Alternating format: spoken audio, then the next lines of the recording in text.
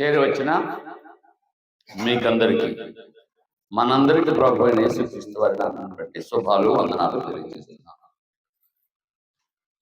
దైవజనులు చెప్పిన మాట మీరు విన్నారు కదా. అంటే తన భార్య ఆరోగ్యం విషయంలో కొంత కంగారు పడినట్టుగా వినబడింది. ఏమవుతుందో అని భయపడ్డారు. ప్రార్థన చేసుకుని వెళ్ళారు, అయ్యా సహాయం చేయమని. రిజల్ట్ మంచిగా వచ్చినందుకు, అంటే ఆలస్యమైనందు వచ్చాక ఏమైనా అవుతుందని భయపడ్డారు. నాకు అర్థమైంది, ఆలస్యమైనా కానీ అలాగే ఎక్కడ ఉండాలో అలాగే ఉంచాడు దేవుడు. అంటే దేవుడు వాళ్ళకి మేలు చేశాడని వారు ఎరిగి కృతజ్ఞతగా ఈ కొడుకు ఏర్పాటు చేసినట్టు నాకు అర్థమైంది. అంచేత కృతజ్ఞత అనే మాటను గురించి తెలుసుకోవడానికి ప్రయత్నం చేద్దాం.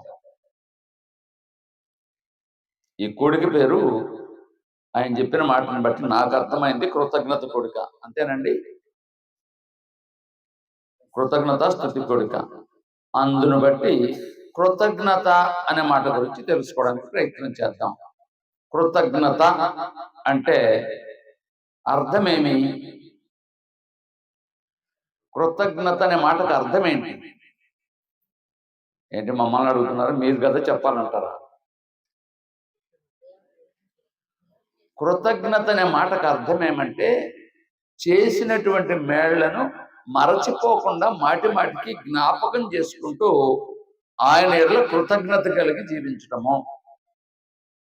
అపోస్తలుల కార్యాల గ్రంథం 23వ అధ్యాయం ఈ మాట ఉంది, చదవనక్కర్లేదు. కృతజ్ఞత అంటే చేసినటువంటి మేళ్లను మరిచిపోకుండా ఉండడం. రైట్. బైబిల్లో 3 కాలాలు ఉన్నాయి. పితరుల కాలం, ధర్మశాస్త్ర కాలం, తరువాత క్రైస్తవ కాలం అని 3 కాలాలు ఉన్నాయి. 2 కాలాల గురించి నేను మీతో మాట్లాడతాను. పితరుల కాలంలో ఒక ఆయన కృతజ్ఞత కలిగి ఉన్నాడు. పితరుల కాలంలో ఒక ఆయన కృతజ్ఞత కలిగి ఉన్నాడు. ఎవరైనా? చాలా మంది ఉన్నారు. ఒక ఆయన తన నాన్నగారి దగ్గర నుంచి, తల్లిదండ్రుల దగ్గర నుంచి వేరే ఊరికి వెళ్తున్నాడు. వెళుతూ ఓ చోటకు వెళ్ళిన తర్వాత చీకటి పడితే అప్పుడు గుర్తు, అరే నేను అటు కాకుండా ఇటు కాకుండా ఉన్నాను. ఊరికి అటు వెళ్ళటానికి దూరంగా ఉంది, ఇటు వెళ్ళటానికి దాటి వచ్చాను. అయ్యో మధ్యలో ఉండిపోయాను, ఇప్పుడు చీకటి పడిపోయింది ఎలాగాని ఆలోచన చేస్తూ, సరే తప్పదు ఈ రాత్రి ఇక్కడే పడుకుందాం అని చెప్పి పడుకోవడానికి ఏర్పాటు చేస్తే ఒక రాయి కనబడింది. ఆ రాయిని తలగడగా అంటే దిండుగా చేసుకుని నిద్రపోతా ఉన్నాడు. నిద్రపోయే ముందుగా మనకు భయం ఉంటుందా లేదా? ఒంటరిగా ఉంటే భయమా కాదా? అందులో అది మనుషుల సంచారం ఉన్నటువంటి ప్రాంతం కాదు. మనుషులు ఎవరు లేరు, ఒక్కడే ఉన్నాడు. రాయిని తలగాడుగా చేసుకుని పడుకోబోయే ముందు, అయ్యా నన్ను ఎక్కడి దాకా నడిపించారు, మీకు స్తోత్రం. ఆ చివర ఆగిపోవలసింది, నేను అక్కడ ఆగలేదు. అక్కడికి వెళ్దాం అనుకున్నాను, వెళ్ళలేకపోయాను. మధ్యలో ఆగిపోయాను, దారిలో. ఆ ఊరు కాదు ఈ ఊరు కాదు, మధ్యలో ఉన్నాను. దిక్కు నువ్వే, ఏ దిక్కు లేదు నాకు. పెద్దవాళ్ళు సామెత చెప్తారు, ఏ దిక్కు లేని వారికి పై దిక్కు అంట. ఏ దిక్కు లేని వారికి పై దిక్కు. గోదావరి జిల్లాలకు వైపు వెళ్తే ఏ దిక్కు లేకపోతే గోదావరి దిక్కు అంటారు. కాకపోతే మనం అర్థం చేసుకోవాలంటే ఏ దిక్కు మనకి? పై దిక్కు. పైన ఎవరు ఉన్నారు? అది దేవుడే దిక్కు.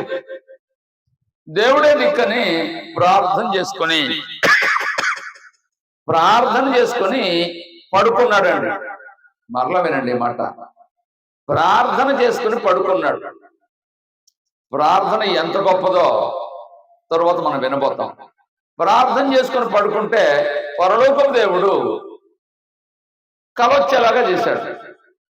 ఆ కలలో ఆ రాయే తలగడగా చేసుకుని పడుకున్నాడే, ఆ రాయి నుంచి పరలోకానికి నిచ్చెన వేయబడిందట. ఎక్కడికి? పరలోకానికి నిచ్చెన వేయబడింది. ఆ నిచ్చెన మీద దేవదూతలు ఎక్కుతున్నారు దిగుతున్నారు, ఎక్కుతున్నారు దిగుతున్నారు. ఆ తర్వాత దేవుడు అంటున్నాడు, యాకోబు ఇదిగో నీవు నన్ను ధ్యానం చేశావు, నా సహాయం కోరావు, నేను నీకు తోడుగా ఉంటాను. అబ్రహాము ఇస్సాకులకు వాగ్దానం చేశాను. ఆ వాగ్దానం చేసినటువంటి ఆ వాగ్దానాన్ని నీ విషయంలో కూడా నేను వాగ్దానం చేస్తున్నాను నీకు. నేను చెప్పింది నెరవేర్చేంత వరకు నిన్ను నేను విడిచిపెట్టను. నీవు ఒకవేళ విడిచిపెడతావేమో కానీ నేను మాత్రం నిన్ను విడిచిపెట్టనని వాగ్దానం చేశాడు కలలో. తెల్లవారింది. తెల్లవారి మేల్కొంటే ఏముంది అక్కడ? నిచ్చెన లేదు, దేవదూతలు లేదు. అరే ఇది కళ అనుకుని అప్పుడు అతను ఏమనుకున్నాడంటే, ఇప్పుడు చదవండి,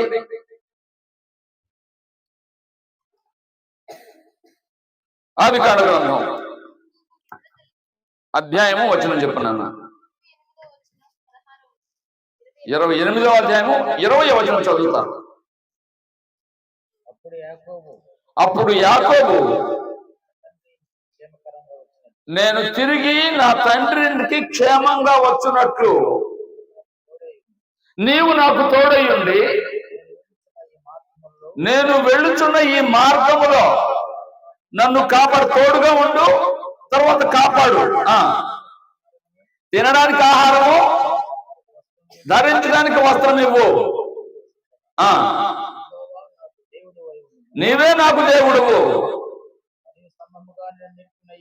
ఇదిగో తలగాడుగా చేసుకొని పడుకున్నానే, ఆ రాత్రి నన్ను స్తంభంగా నిలిపాడంట. స్తంభముగా నిలిపిన ఈ రాయి నీ మందిరం అనుకుంటాను. నేను సంపాదించే యావత్తులో 10వ భాగం చెల్లిస్తాను. విన్నారండి? 3 మాటలు అడిగాడు దేవుణ్ణి. అయ్యా నాకు ప్రయాణంలో తోడుగా ఉండు, ప్రయాణంలో తోడుగా ఉండు, తినడానికి ఆహారము, ధరించడానికి బట్టలు. 3 మాటలు అడిగాడు. నా రాకపోకల్లో తోడుగా ఉండు, నేను వెళ్తున్నాను మా మామగారి దగ్గరికి, అక్కడ తోడుగా ఉండు, అక్కడ కాపాడు, తిరిగి మా నాన్నగారింటికి వచ్చేంత వరకు నాకు తోడుగా ఉండు. ఈ కాలంలో నాకు ఆహారం ఇవ్వు కొదువు లేకుండా, ఈ కాలంలో నాకు బట్టలు ఇవ్వు, ఆహారం ఇవ్వు, బట్టలు ఇవ్వు, మా మామగారింటి దగ్గరికి వెళ్ళి తిరిగి వచ్చేంత వరకు మా నాన్నగారింటికి నాకు తోడుగా ఉండు, నాకు తోడుగా ఉండు, ఆహారం ఇవ్వు, వస్త్రం ఇవ్వు. అడిగింది 3. ఈయనేం చేస్తానంటున్నాడు? ఈ రాయే దేవుడి మందిరం, నీ మందిరం అనుకుంటాను, నేను సంపాదించే అంతట్లో 10వ భాగం చెల్లిస్తాను, మా తాతగారు చెల్లించినట్టుగా. నీవే నాకు దేవుడుగా ఉంటావు, ఈ రాయే దేవుడి మందిరం అనుకుంటాను, సంపాదించిన యావత్తులో 10వ భాగం ఇస్తానని మొక్కుకున్నాడండి. మొక్కుకుని వెళ్ళాడు. తెల్లవారింది, వెళ్ళిపోయాడు. వెళ్తుంటే వెలకపోతే దొరికిందని ఒక సామెత ఉంది. వాళ్ళ మామగారు కూతురు ఎదురొచ్చింది. అయ్యా ఇక్కడ లాభాను ఒక ఆయన ఉండాలండి, లాభాను గారు ఇల్లు ఎక్కడండి, అక్కడ వెళ్ళాలంటే దారి చెప్తారా అంటే అక్కడ ఉన్న వాళ్ళు ఏమన్నారు తెలుసా? దారి ఎందుకయ్యా బాబు, అదిగో లాభాను గారి కుమార్తె వచ్చింది, ఆమెతో పాటు వెళ్ళు అన్నారు. అంతేనా? ఇంటికి వెళ్ళాడు. వెదకపోతే దొరికిందా లేదా? ఇప్పుడు ఆయన వెదకలేదు, ఇంకా దేవుడే ఏర్పాటు చేశాడు ఆమె వచ్చేలాగా. రండి మా ఇంటికి అని చెప్పి తీసుకువెళ్ళింది. ఏంటి?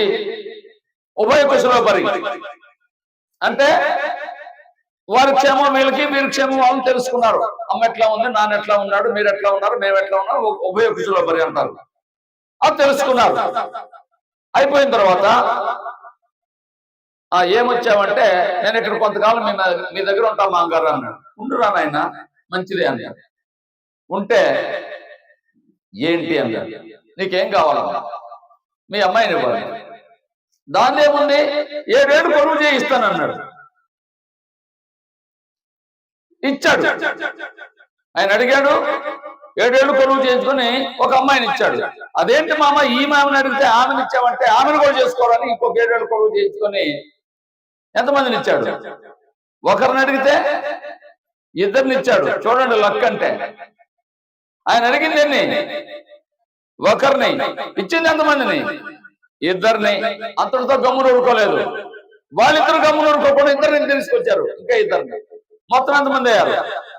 4. ఇదేంటి 1 అడిగితే 4 అయినాయి. పిల్లలు ఎంతమంది? 13. పిల్లలు ఎంతమంది? 13. చూడండి, దేవుని మీద ఆధారపడి వచ్చాడు, మొక్కుకొని వచ్చాడు. మొక్కుని వస్తే 1 అడిగితే 4 అయ్యారు. పిల్లలు ఎంతమంది? 13 అయ్యారు. యాకోబు అంటున్నాడు, మాంగారు నేను నీ దగ్గరకు వచ్చిన తర్వాత చూస్తే కొంచెమే ఉంది. నేను వచ్చిన తర్వాత నేను పాదము పెట్టిన చోటల్లా దేవుడు నిన్ను దీవించాడు. గొడ్డొచ్చిన వేళ బిడ్డొచ్చిన వేళ అంటారు, ఎప్పుడైనా విన్నారా? యాకోబు వచ్చిన వేళ విశేషం ఎలా ఉందంటే, లాభానికి పాదము పెట్టిన చోటల్లా లాభాన్ని దీవించబడుతున్నాడు. ఎందుకో తెలుసా? యాకోబు ఎవరు? దేవుని మీద ఆధారపడి వచ్చినవాడు, దేవుని మొక్కుకొని వచ్చినవాడు, దేవుని ప్రార్థన చేసి వచ్చినవాడు. నువ్వు ఎప్పుడైనా ప్రార్థన చేసావా? నువ్వు నిజంగా ప్రార్థన చేస్తే దేవుడు ఏం చేస్తాడంటే, నువ్వు 1 అడిగితే అడుగు వాటన్నింటికంటే, ఊహించు వాటన్నింటికంటే అత్యధికంగా ఇస్తాడు. తర్వాత పాదము పెట్టిన చోటల్లా దీవించాడు. అంతేకాదు, వాళ్ళ మామగారు 10 సార్లు మోసం చేశాడంట. ఎన్నిసార్లు? 10 సార్లు మోసం చేస్తే ఆయన మోసం చేస్తూ ఉంటే ఇంకా అభివృద్ధి చెందుతున్నాడట. వడ్డించేవాడు మనవాడైతే ఎక్కడ పదం పూర్తిగా చేద్దాం. చివరి బంతిలో కూర్చున్నా మనకు కావాల్సిన మొక్కలు ప్రత్యేకంగా వస్తాయి అన్నట్టుగా ఉంది. దేవుడు యాకోబుని దృష్టి ఉంచాడు కాబట్టి యాకోబుని దీవించాలని వాళ్ళ మాంగారు 10 సార్లు మోసం చేసిన యాకోబు దేవుని ఏమైనా ఆగిపోయిందా? చాలా మంది ఏమంటారు తెలుసా? నా పతనానికి కారణం వాడు మోసం చేశాడు, వీడు మోసం చేశాడు, వాడు మోసం వీడు మోసం అంటారు. ఎంతమంది మోసం చేసినా, ఎన్నిసార్లు మోసం చేసినా దేవుడు నిన్ను దీవించాలంటే ఎవడి వలన కాదు ఆపడం. దేవుడు నిన్ను దీవించాలంటే ఎవడు మోసం చేసినా ఆ మోసం కూడా మేలవుతుంది. కీడొక మేలు కని సామెత ఉంది. కీడు చేయాలనుకున్నాడు వాడు మాంగారు, ఇదేమవుతుంది? మేలవుతుంది. అంతేకాదు, మరో సామెత చెప్తాను. అతనట సూదిలో వచ్చి దెబ్బనోలా తేలేడట. మనకు తెలిసిన సామెతలే ఇవైతే మీకు అర్థం అవుతాయి. ఎలా వచ్చాడు? ఒక చేతి కర్ర తీసుకొని వచ్చాడు. ఇప్పుడు ఎలా అయ్యారో తెలుసా? 2 భార్యలు, 2 ఉపపత్నులు, 13 పిల్లలు, గాడిదలు, ఒంటెలు, మంది, 10 వారు, 10 కత్తలు. ఎంత అంటే అత్యధికంగా అభివృద్ధి చెందాడట. ఎంత? మామూలుగానా? అత్యధికంగా అభివృద్ధి చెందాడు. ఎందుకు? ప్రార్థన చేసుకుని, అయ్యా నీవే దిక్కు, నాకు ఎవరు దిక్కు లేదు, నువ్వే దిక్కుని ఆయన నేను ఆధారపడితే దేవుడు అలా చేశాడు. తిరిగి వెళ్తున్నాడు. వెళ్ళేటప్పుడు అంటున్నాడు, వాళ్ళ అన్న ఎదురొచ్చాడు. ఎవర్రా వీళ్ళంతా అంటే 2 గుంపులు జనమంట. ఎంత? మామూలుగా 1 గుంపు కావాలి. యాకోబు ఎన్ని గుంపులు? 2 గుంపులు జనమయ్యారంట. ఎంత అభివృద్ధి చెందాడంటే, నా మాట మరలా వినండి. ఎంత అంటే వాళ్ళ అన్నగారు ఆశ్చర్యపడి, ఇదేంట్రా 20 ఏళ్లలో ఎంత సంపాదించావు ఏంటంటే, ఇదంతా దేవుడిని దాసుడికి ఇచ్చాడు అన్నయ్య అని అంటున్నాడు. అన్నయ్యని ఎవరైనా గౌరవించేవాళ్ళు ఉన్నారా? కొంచెం ఆస్తి వస్తే ఇలా అంటారు, నీ దాసుడు అంటున్నాడు అన్నను పట్టుకొని. మిమ్మల్ని మీరు ఎప్పుడైనా పెద్దవాళ్ళకి భయపడి గౌరవంగా ఉన్నారా? లేకపోతే యాకోబులాగా నేర్చుకోండి, పెద్దవారిని గౌరవించాలి. పెద్దవారు ఎప్పుడైనా పెద్దవారే, పెద్దవారిని గౌరవించుకొని నేర్చుకోవాలి. మనం యాకోబు నేర్చుకున్నాడు. మాంగారిని గౌరవించారు, అమ్మ నాన్న గౌరవించారు. ఇక్కడ అన్నయ్యను గౌరవిస్తున్నాడు. అందుకే అభివృద్ధి చెందాడు. ఎంత అంటే ఎంత? 2 గుంపులు జనం అయ్యాడు, విస్తారంగా సంపాదించుకొని వచ్చాడు. అయితే వచ్చేటప్పుడు దేవుడు ఒక మాట చెప్పాడు, యాకోబో యాకోబో, 2 భార్యలు, 2 ఉపపత్నులు, పిల్లలు, పనివారు, పనికత్తలు, దాసులు వగేర వగేర ఉండేటప్పటికి నన్ను మర్చిపోయినట్టున్నా. ఎక్కడ మొక్కుకున్నావో తిరిగి వెళ్ళి అక్కడ మొక్కుబడి చెల్లించమన్నాడు. మొక్కుబడి చెల్లించిన తర్వాత దేవుడు అంటున్నాడు, యాకోబు, ఇక మీద నీ పేరు ఏం పేరు? ఇశ్రాయేలు. ఇశ్రాయేల్ అంటే అర్థం ఏంటి? ఇస్రాయేల్ అనే 2 పదాల కలయిక ఇశ్రాయేల్ అంటే. అది హీబ్రూ అక్షరాలు. హీబ్రూలో అంటే హెబ్రీ అంటారు. హెబ్రీలో ఇస్రా అంటే ప్రజలని అర్థం, ఏల్ ఏల్ అంటే దేవుడు అని అర్థం. ఇశ్రాయేల్ అంటే దేవుని ప్రజలు. యాకోబు పేరు పెట్టాడు చెప్పండి. ఇప్పుడు ప్రపంచంలో ఇశ్రాయేలీలు అనే వాళ్ళు లేని దేశం లేదు. మన దేశంలో కూడా ఇశ్రాయేలీలు ఉన్నారు. ప్రపంచంలో ఇశ్రాయేల్ అనే వారు లేని దేశం లేదంటే ఆయన ఎంతగా చేశాడంటే ఆ విధంగా అభివృద్ధి చెందించాడు, కృతజ్ఞత చెల్లించాడు, తిరిగి అతన్ని ఆశీర్వదించాడు. ఎంతగా అంటే ప్రపంచం అంతట్లో అతను జనమే ఉన్నారో. ఇశ్రాయేల్ అనేవారు ప్రపంచం అన్ని దేశాల్లో ఉన్నారో. ఆ దేశం వెళ్ళాను, చిన్న దేశం, మన నెల్లూరు ప్రకాశం జిల్లా అంతా కూడా ఉండదు అది చెప్పాలంటే, దేశం అంతా కలిపి అన్ని కొండలే. ఆయన ఎంత సంపద ఉందంటే ప్రపంచమంతటికి జ్ఞానాన్ని ఇస్తున్నారు. ఇవాళ మనం ఫోన్ వాడుతున్నామంటే, లేకపోతే ఇంకొకటి వాడుతున్నాం, టెక్నాలజీ వాడుతున్నామంటే అంతా ఎక్కడి నుంచి వచ్చిందో తెలుసా? ఆ ఇశ్రాయేల్ దగ్గర నుంచి వచ్చింది. దేవుడు అంతగా వారిని ఆశీర్వదించాడు. ఎవరిని ఆశీర్వదించింది? యాకోబును ఆశీర్వదించాడు, ఇశ్రాయేల్ని ఆశీర్వదించాడు. ఆశీర్వదిస్తాడా లేదా? కృతజ్ఞత మనం చెల్లిస్తే, కృతజ్ఞత చెల్లిస్తే ఎంత అంటే అడుగు వాటన్నింటికంటే, ఊహించు వాటన్నింటికంటే అత్యధికంగా చేస్తాడు దేవుడు. ఇది పితరుల కాలంలో యాకోబు దేవునికి కృతజ్ఞత చెల్లించాడు. యాకోబు పేరు తెలియని వారు భూమి మీద లేదు. అటు యూదులు గాని, ఇటు క్రైస్తవులు గాని, ముస్లింలు గాని, 3 మతాలు, యోధా మతం, తర్వాత క్రైస్తవ మతం, తర్వాత వచ్చింది ఇస్లాం మతం. 3 మతాల వారు మా పితరులు అని చెప్పుకుంటారు. యాకోబుని యాకోబు అంటారు ముస్లింలు, మనం యాకోబు అంటాం, యూదులు కూడా యాకోబు అంటారు. రైట్, చాలు. రెండవ కాలంలో మరలా చెప్తున్నాను, మొదటి కాలంలో ఒక ఆయన కృతజ్ఞత చెల్లించాడు, కృతజ్ఞత చెల్లించాలని ఉద్దేశం కలిగి ఉన్నాడు, మొక్కుకొని వెళ్ళాడు, తిరిగి కృతజ్ఞత చెల్లించాడు. అతను ఎంతగా అభివృద్ధి చెందాడంటే ప్రపంచం అంతట్లో అతని ప్రజలు ఉన్నారు. ప్రపంచం అంతటికి వారే, ఆ యాకోబు సంతతి వారే ఇవాళ టెక్నాలజీ ఇస్తున్నారు. మన ముఖ్యమంత్రులు రాజశేఖర రెడ్డి చనిపోయిన ఆయన ఇశ్రాయేల్ దేశం వెళ్ళి వ్యవసాయం ఎలా చేయాలో నేర్చుకొని వచ్చాడు. మన ముఖ్యమంత్రి, ఇప్పుడున్న ముఖ్యమంత్రి, ఒకప్పుడు ముఖ్యమంత్రిగా ఉన్నాడు చంద్రబాబు నాయుడు గారు, ఆయన కూడా వెళ్ళి అక్కడ వ్యవసాయం ఎలా ఉందో తెలుసుకొని ఇక్కడ భారతదేశం మన రాష్ట్రంలో కూడా చేయాలని ఆయన కూడా అక్కడ నేర్చుకొని వచ్చి ఇక్కడ దాన్ని అమలు చేశారు. రాజశేఖర రెడ్డి గారు కానీ, చంద్రబాబు నాయుడు గారు కానీ అక్కడికి వెళ్ళి వాళ్ళ టెక్నాలజీ ప్రకారంగా మన రాష్ట్రాన్ని కూడా అభివృద్ధి చేయాలని ఆ టెక్నాలజీ కూడా ఉపయోగిస్తాం. దాన్ని సింధు బేద్యం అంటాం, అది బిందు సేద్యం అంటాం. అక్కడ దేశంలో ఏ కొండ మీదకి వెళ్ళే పైపు ఉంటుంది, చిన్న పైపు ఉంటుంది, ప్రతి మొక్కకి ఆ పైపు ద్వారా నీళ్లు వెళ్తాయి. కొండ మీద కూడా, కొండలైనా కొండ మీద మొక్కలు పెంచుతున్నారు. ఎలాగంటే బిందు సేద్యం. అది ఇప్పుడు మనం అమలు చేస్తున్నారు అక్కడక్కడ. నేను ఎందుకు మాట్లాడుతానంటే ఆ చిన్న దేశం అంతగా అభివృద్ధి చెందడానికి కారణం ఎవరో? యాకోబు.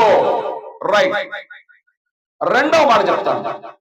ధర్మశాస్త్ర కాలంలో ఒక వ్యక్తి ఉన్నాడు.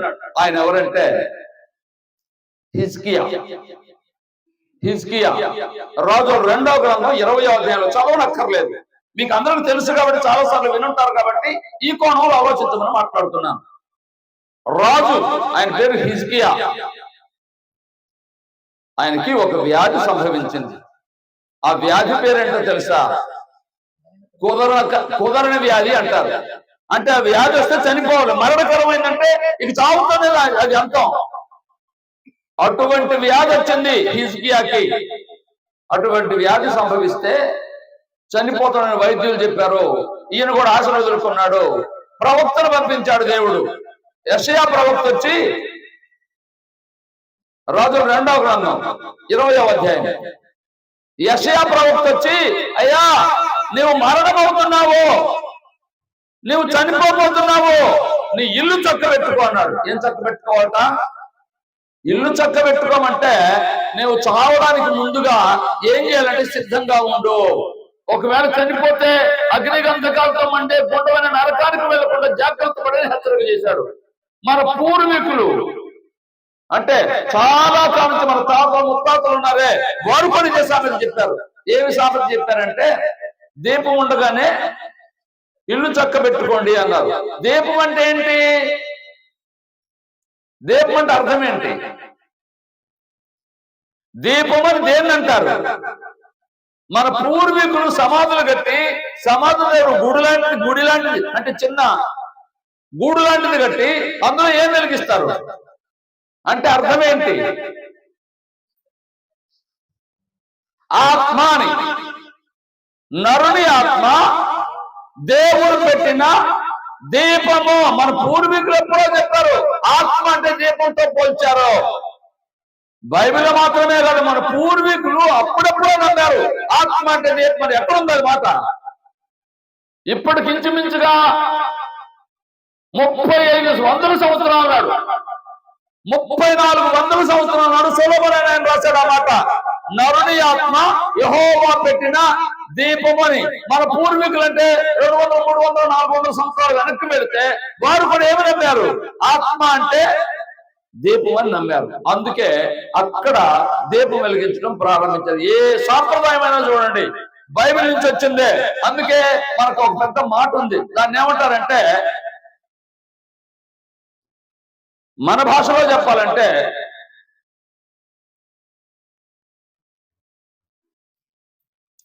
ఈ మధ్యలో పవన్ కళ్యాణ్ అంటాడు, ఏం మాట? సనాతన ధర్మము. సనాతన ధర్మం అంటే చాలా పూర్వకాలం నుంచి వచ్చినటువంటి ధర్మం. చాలా పూర్వకాలం అంటే ఎంతకాలం అంటే 3500 సంవత్సరాల నుంచి వచ్చినటువంటి ధర్మం ఇది. అదే బైబిల్. ఎవరిదో కాదు, ప్రపంచమంతటికి ఈ వార్త ఇశ్రాయేలు కాలంలో వెదజల్లబడింది. ప్రపంచ దేశాల్లో ఉన్న రాజులందరూ ఎక్కడికి వెళ్ళారు? సొలొమోను దగ్గరికి వెళ్ళారు. ఏం వినడానికి? ఆయన జ్ఞానవాక్కులు వినడానికి. అక్కడి నుంచి ప్రపంచమంతటికి ఆ జ్ఞానం విస్తరించింది సొలొమోను ద్వారా. దానిని సనాతన ధర్మం అంటారు. అయితే అందులో కొన్ని మంచి ఉన్నాయి, వాటిని ఆచరించాలి. కాలం మారే కొద్ది కొన్ని మారిపోతా ఉంటాయి. ఒకప్పుడు మా చిన్నప్పుడు, అంటే నేను ఇప్పుడున్న మా పాస్టర్ కంటే పెద్దవాడినేమో, ఈ కరెంట్ లేదు. ఎక్కడ చదువుకున్నాం? దీపాల వద్దలో చదువుకున్నాం. అది అప్పుడున్నటువంటి అవకాశాన్ని వాడుకున్నారు మన పూర్వీకులు. మరి ఇప్పుడు పవర్ అంటే కరెంట్ వచ్చింది. ఇప్పుడు ఏం చేద్దాం? నేను మా పూర్వీకులు దీపం వెలుగులో చదువుకున్నారు, గొప్పవాళ్ళు అయ్యారు, నేను ఇప్పుడు కూడా దీపం వెలుగులో చదువుకుంటాను. కరెంటు వాడాలంటే ఏంటిదని అర్థం? వాళ్ళు ఏమైనా అనండి, మనం వాడుకోవాలా వద్దా? కరెంట్ ఉపయోగించుకోవడం మంచిదా చెడ్డదా? మా పూర్వీకులు అది చేశారు, నేను కూడా అదే చేస్తానంటే ఎలాగా? అమాయకత్వం అంటారా? అనరా? ఇంకేమైనా అనండి. అది సనాతన ధర్మం అంటే కొన్ని మంచి ధర్మాలు ఉన్నాయి, వాటిని పాటించాలి. అదే ఆత్మ అంటే ఏంటి? ఇప్పుడే చెప్పుకున్నాం, దీపాన్ని ఆత్మ అన్నారు. నీ ఇల్లు చక్కబెట్టుకోమని చెప్పారంటే నీ శరీరం అనే గుడారంలో ఆత్మ అనే దీపం ఉంది. నువ్వు చనిపోకముందే నీవు చక్కబడు అని ప్రవక్త ద్వారా హెచ్చరించడానికి పంపించాడు దేవుడు ప్రవక్తని. ఎవరి దగ్గరికి? హిజ్కియా దగ్గరికి పంపించాడు. హిజ్కియా విన్న తర్వాత, అరే నేనేమనుకున్నావు, రాజుని నాకు మరణాన్ని గురించి చెప్పేవాడు అని భయం అతన్ని బెదిరించలేదు. అయ్యా అమ్మ మరలా వినండి, ఎవరైనా చెప్తే వినండి, ఇష్టమైతే పాటించండి, ఇష్టం కాకపోతే పాటించొద్దు, అంతేగాని వారి మీద కోపం చూపకండి. రాజుగారు అంతటి వాడు అతని మాట, ప్రవక్త మాట మీరు ఏం చేశాడంటే, అయ్యా మీకు వందనాలయ్యా, మంచి మాట చెప్పారు అని వెళ్ళి వెనక్కి తిరిగాడు జీవితంలో. వెనక్కి తిరిగాడు జీవితంలో. అయ్యా నేనేమేం చేశానో, ఎక్కడెక్కడ చేశానో, ఏం చేశానో దయతో జ్ఞాపకం చేసుకొని, ఒకవేళ తప్పులు చేస్తే నన్ను క్షమించు, మంచి చేస్తే నన్ను జ్ఞాపకం చేసుకొని ఆయుష్ను పొడిగించని ప్రార్థన చేశాడు. మరలా వినండి ఆయన చేసిన ప్రార్థన ఏంటి. అయ్యా నన్ను జ్ఞాపకం చేసుకో. ఏం జ్ఞాపకం చేసుకో? నీ కార్యాలు ఎలా చేశానో, నీ ఎలా భక్తి కలిగి ఉన్నానో అవి చేశాను, తప్పులు కూడా చేశానేమో, నన్ను జ్ఞాపకం చేసుకొని క్షమించమని కన్నీరు విడిచి ప్రార్థన చేశాడు. ప్రార్థన చేస్తే ఆ ప్రవక్త వచ్చి చెప్పి వెళ్ళిపోతున్నాడు చనిపోతావని. మరలా ప్రవక్తకు దేవుడు పిలిచి, యెషయా రాజుగారు మారు మనసు పొందాడు, కన్నీరు విడిచాడు, ప్రార్థన చేస్తున్నాడు, చనిపోతామని చెప్పావు కదా, వెళ్ళి ఇప్పుడు వెళ్ళి ఏం చేస్తామంటే, నీ ఆయుష్ పొడిగించాను, నీ రోగం తగ్గిపోతుంది, ఇంకా 15 సంవత్సరాలు బ్రతుకుతామని చెప్పు అని చెప్పన్నాడు. ఇందాకేం చెప్పాడు ప్రవక్త వచ్చి, చనిపోతావు, ఇల్లు చక్కబెట్టుకోమని చెప్పాడు. అయ్యా ఇందాక చనిపోతానని చెప్పాను, ఇప్పుడు ఎలా చెప్పేదని భయపడలేదు, రాజుగారు ఏమని అంటారని. మరలా వచ్చి ఏం చెప్పుంటే చెప్పాలి. అయ్యా మరలా వినండి, ఒకవేళ ఒకప్పుడు ఒక మాట చెప్పవలసి వస్తే, మరలా తిరిగి ఇంకొక మాట చెప్పవలసి వస్తే వ్యతిరేకంగా ఏం చేస్తారు పాస్టర్లు? అయితే మారరు, అందరూ మారుకుంటారు కానీ మీరు మారరు. బాధాకరమైన విషయం. ప్రవక్త ఏం చేశాడు? చనిపోతామని చెప్పాడు, మరలా కొంచెం దూరం వెళ్ళిన తర్వాత దేవుడు చెప్పాడు, నువ్వు వెళ్ళి బ్రతుకుతావు ఇంకా 15 సంవత్సరాలు అని చెప్పమంటే ప్రవక్త చెప్పాడే చెప్పలేదా? అయ్యా నేను ఇందాక చెప్పాను మళ్ళీ మారనన్నాడా? ఒకవేళ మార్పు చెందవలసి వస్తే మారాలి. ప్రవక్త మారాడా లేదా? ఏం చెప్పాడు? అయ్యా దేవుడు నిన్ను జ్ఞాపకం చేసుకున్నాడు, నీ ప్రార్థన విన్నాడు, ఇంకా 15 సంవత్సరాలు ఆయుష్ ఇచ్చాడు అని చెప్తున్నాడు అయ్యా అని చెప్పాడు. ఈయనకు నమ్మకం కుదరలా. ఎవరికి? రాజుగారికి. ఎందుకంటే ఇందాకే కదా చనిపోతామని చెప్పావు, డాక్టర్లు కూడా చనిపోతామని చెప్పారు కదా, నేను నమ్మను అన్నాడు. నువ్వు నమ్మకపోతే నేను ఒక సూచన చెప్తాను విను అన్నాడు. ఆ రోజుల్లో గోడ గడియారాలని ఎండ గడియారాలు ఉండేవి.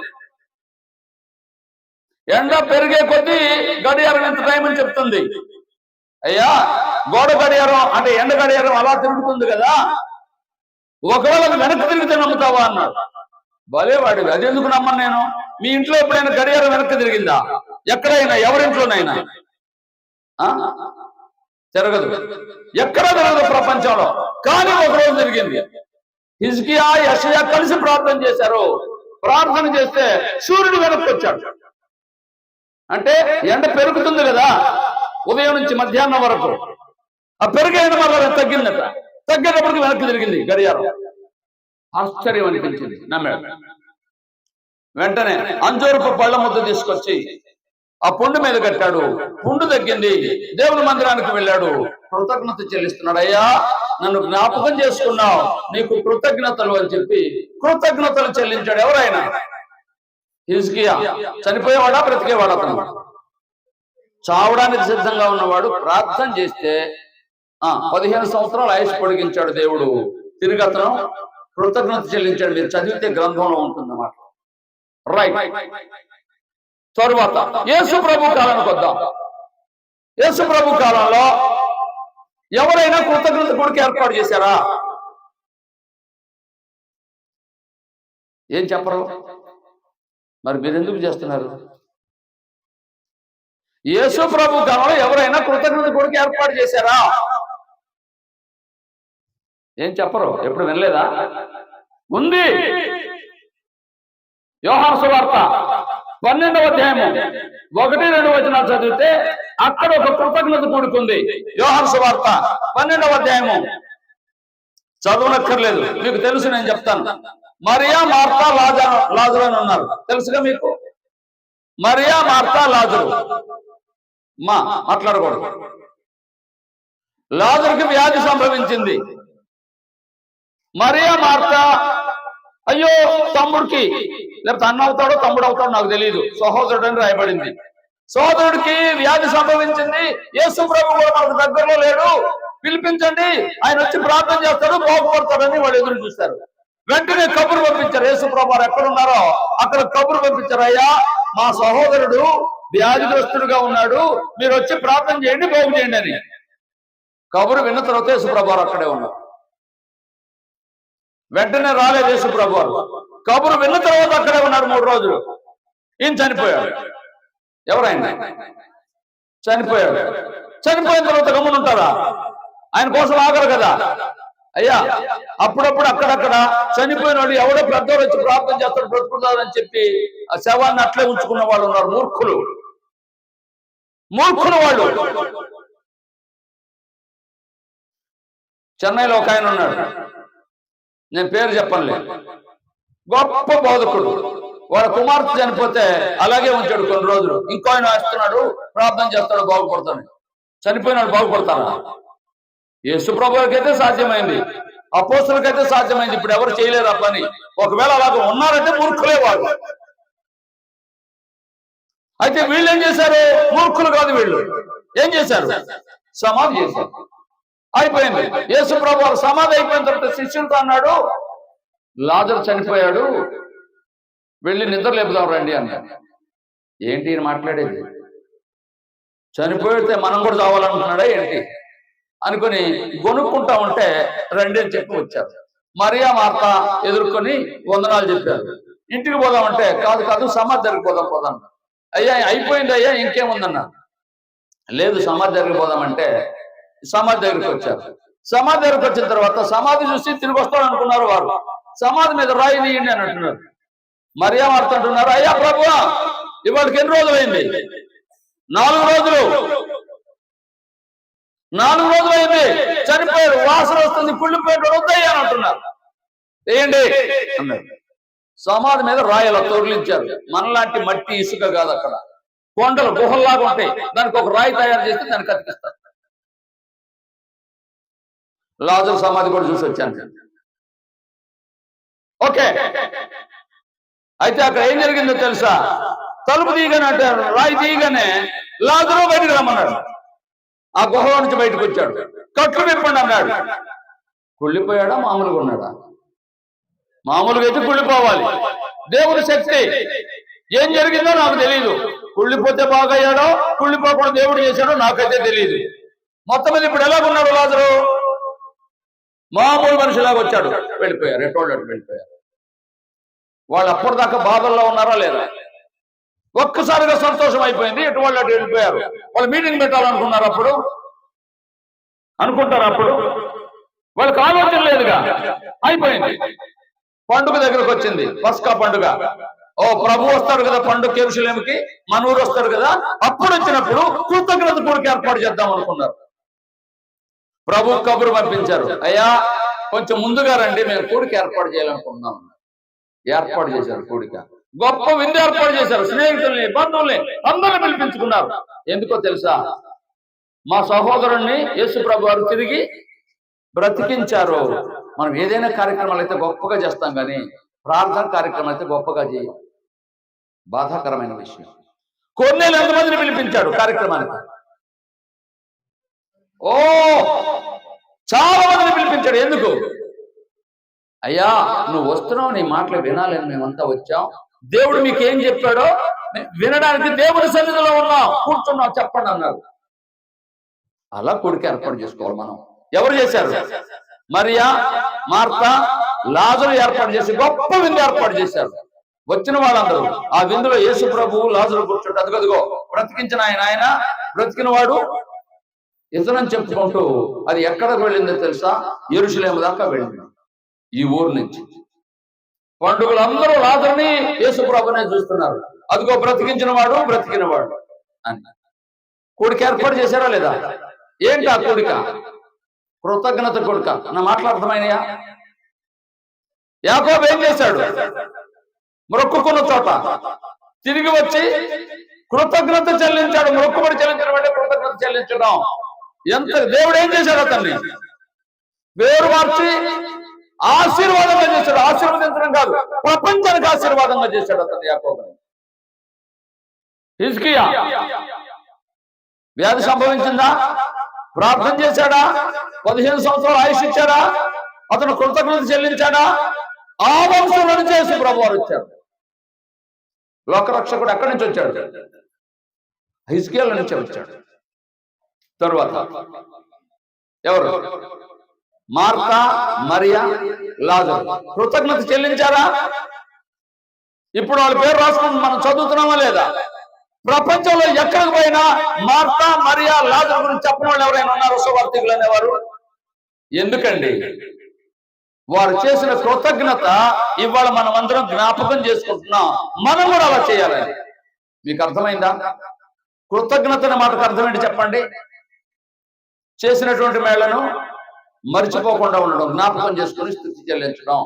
రెండవది కృతజ్ఞత. పితరుల కాలంలో ఎవరైనా యాకోబు ఫలితం ఏంటి? ఆశీర్వాదం. దేనికి ఆశీర్వాదం? అతనే కాదు, ప్రపంచానికి ఆశీర్వాదంగా చేశాడు యాకోబుని. రెండవది ధర్మశాస్త్ర కాలంలో హిజ్కియా ప్రార్థన విన్నాడా? చనిపోయేవాడిని బ్రతికించాడా? ఆ వంశం చేసి ప్రభు వచ్చేలాగా చేశాడా దేవుడు? అవునండి, లోకరక్షకుడు వచ్చేలాగా చేశాడు. ఆఖరుగా మరియా, మార్తా, లాజరు. చనిపోయిన వాడిని బ్రతికించాడా? కృతజ్ఞత చెల్లించారా? ఎంత ఎంత ఎవరు చెప్తారు? ఎక్కువ విలువైన అచ్చ జటామాంస అత్తరు తీసుకొచ్చి ఆయన పాదాల మీద వచ్చింది. ఎవరామె? ఈ లాజరు అక్కో చెల్లెలో నాకు తెలియదు, గ్రంథంలో సహోదరుని రాయబడింది. ఎంత విలువ అంటే ఇంత డబ్బులు వ్యర్థంగా చేసేవని అడుగుతున్నారు శిష్యులు. ఎంత అంటే తగినట్టుగా చేశారు. నువ్వు ఎప్పుడైనా కృతజ్ఞత కోరికంటే తగినట్టుగా చేసావా? ఏదో మొక్కుబడి చేసుకుంటున్నావా? తూతూ మంత్రంగా చేస్తున్నావా? నా మాట మరలా వినండి. దేవుడికి తగినట్టుగా చేయాలి. ఏ పని చేసినా ఎలా చేయాలంటే ఎలా చేయాలి? తగినట్టుగా చేయాలి. పిలుపుకు తగినట్టుగా నేను అడవుడు ఉండాలి. నీకు చేసిన కృతజ్ఞతకు తగినట్టుగా, మేలును బట్టి కృతజ్ఞత తగినట్టుగా చేయాలి. రాబోయే రోజులు చేద్దామా? అయితే ఆయన ఏం చేస్తాడు? చేసిన మేలును మర్చిపోవడానికి అన్యాయస్తుడు కాదయ్యా అంటాడు హెబ్రీ పత్రికలో. అవునా కాదా? ఆ విధంగా ఉండాలని తెలియచేస్తూ, ఈ కృతజ్ఞత కొడుక్కి మీరంతా వచ్చినందుకు మిమ్మల్ని అభినందిస్తూ, ఈ కుటుంబాన్ని మరింతగా ఆశీర్వదించాలని, ఈ కుటుంబం అనేక మందికి ఆశీర్వాదంగా ఉండాలని, వారికి కావలసినటువంటి సహాయం దేవుడు చేయాలని కోరుకుంటూ, శ్రద్ధగా విన్నందుకు మిమ్మల్ని అభినందిస్తూ, మీకు మరొకసారి వందనాలు చెప్తూ, అధ్యక్షుల వారికి వందనాలు చెప్తూ ముగిస్తున్నాను. అందరికీ వందనాలు. Thank you all.